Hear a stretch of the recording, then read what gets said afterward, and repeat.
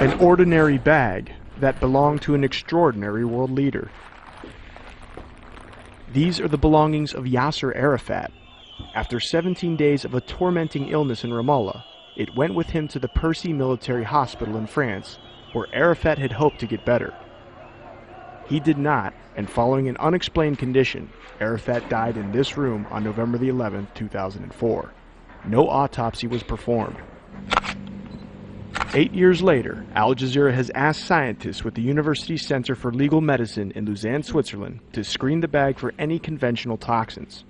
They study samples of his hair, confirm it was Yasser Arafat's through DNA analysis, and screen his medicines.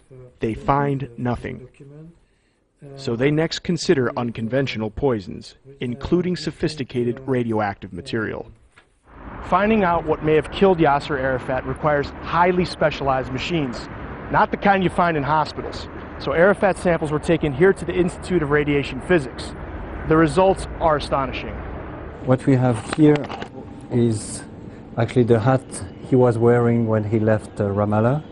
We took several samples at different locations, and the conclusion was that we did find some significant polonium that was present in this sample. All those samples were belongings from Mr. Arafat that were containing visible biological stains. We did measurements on these particular stains, which shows that there is an abnormal, not normal quantity of polonium. But you found unsupported polonium in these specific items? Yes, we did. Unsupported polonium, the kind made in a nuclear reactor. This highly toxic substance would not gain notoriety until 2006, when Alexander Litvinenko, a former Russian spy turned dissident, died a lingering death in a London hospital. Investigators later determined Litvinenko had been fed a lethal dose by attackers at this restaurant. An amount not visible to the eye will kill you. Studying the levels of Arafat's polonium from the samples, the Swiss make a comparison. They're able to do so because polonium levels decrease by half every 138 days. Yes, if we take the scenario of Mr. Litvinenko, 1 gigabecquerel at the beginning would come to about 10 millibecquerel, and what was astonishing in our case was that we found values in the samples of Mr. Arafat that were in the same order of magnitude. To that, Professor Bouchoud delivers a message to Arafat's widow.